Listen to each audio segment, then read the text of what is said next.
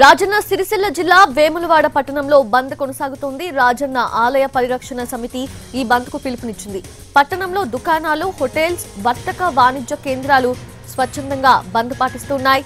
ఆలయాన్ని మూసివేయకుండా విస్తరణ పనులు చేపట్టాలని ఆలయ పరిరక్షణ సమితి కోరుతోంది. దర్శనాలు యథావిధిగా కొనసాగించాలని డిమాండ్ చేస్తోంది.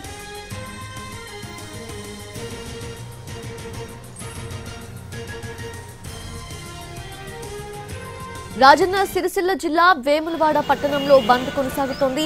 రాజన్న ఆలయ పరిరక్షణ సమితి ఈ బంద్కు పిలుపునిచ్చింది. పట్టణంలో దుకాణాలు, హోటల్స్, వర్తక వాణిజ్య కేంద్రాలు స్వచ్ఛందంగా బంద్ పాటిస్తున్నాయి. ఆలయాన్ని మూసివేయకుండా విస్తరణ పనులు చేపట్టాలని ఆలయ పరిరక్షణ సమితి కోరుతోంది. దర్శనాలు యథావిధిగా కొనసాగించాలని డిమాండ్ చేస్తోంది.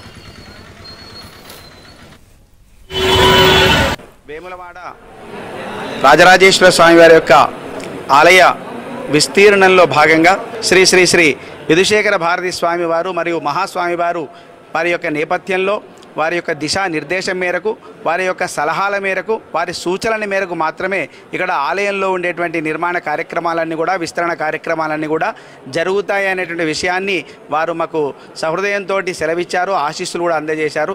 1000 కొత్తవి ప్రతిష్ఠ చేయవచ్చు, కానీ పౌరాణిక నేపథ్యం ఉన్న ఒక మూర్తిని కదిలిస్తే ఉండేటువంటి ఇబ్బంది చాలా రకంగా ఉంటుంది. కాబట్టి మనం అది నిన్నాక మొన్న మానవ ప్రతిష్ఠ కాదు, అది దైవ ప్రతిష్ఠ, సిద్ధస్థాపితమైనటువంటి మూర్తులు ఒక్కొక్కటి.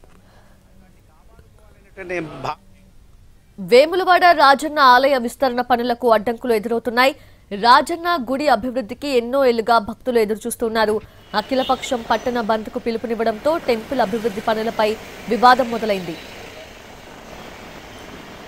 రాజరాజేశ్వర స్వామి టెంపుల్ విస్తరణ అనేది చిరకాల వాంఛగానే మిగిలిపోయింది. ఎట్టకేలకు సీఎం రేవంత్ రెడ్డి స్వయంగా వచ్చి వేములవాడ ఆలయ అభివృద్ధికి నిధులు కేటాయించారు. పలు కార్యక్రమాలకు శంకుస్థాపన చేసి వెళ్లారు. దీంతో ఆలయ విస్తరణపై ఆశలు చిగురించాయి. పట్టణంలోని ప్రధాన రహదారి వెడల్పు, ఆలయంలోని పలు పనులకు శ్రీకారం చుట్టారు అధికారులు.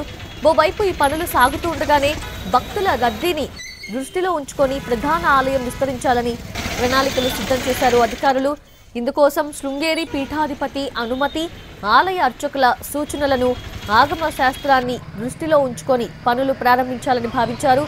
కనీసం 7.5 నుంచి 2 ఏళ్ల పాటు పనులు సాగుతాయని తొలుత అంచనా వేశారు. ఈ సమయంలో స్వామివారికి జరిగే కైంకర్యాలు, అభిషేకాలు, పూజలు అన్నీ భీమేశ్వర ఆలయంలో జరపాలని నిర్ణయించారు. వచ్చే జూన్ 15 నుంచి దర్శనాలన్నీ భీమేశ్వర ఆలయంలోనే జరుగుతాయనే ప్రచారము సాగింది.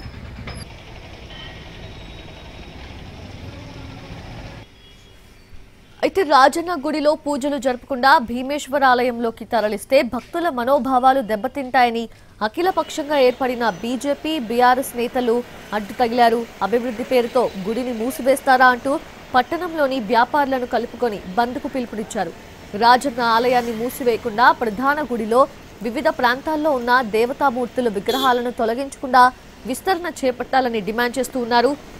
పనిలో పనిగా ఆలయం లోపలున్న దర్గాను తొలగించాలని మరో డిమాండ్ను తెరపైకి తెచ్చారు. గుడికొచ్చే భక్తుల మీద ఆధారపడి దాదాపు 5,000 కుటుంబాలు వివిధ వ్యాపారాలు చేసుకుంటున్నాయని, దర్శనాలు బంద్ చేస్తే భక్తుల రాక తగ్గి బజారున పడతారంటున్నారు నేతలు.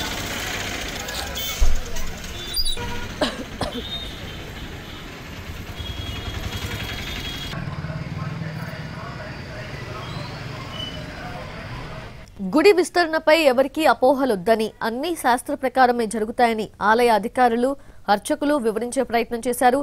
ఆలయం మూసివేయడం అంటూ ఉండదని, ఆలయం అభివృద్ధి చేసేటప్పుడు కూడా పూర్తి స్థాయిలో స్వామివారికి నిత్య కైంకర్యాలు జరుగుతూ ఉంటాయని చెబుతున్నారు.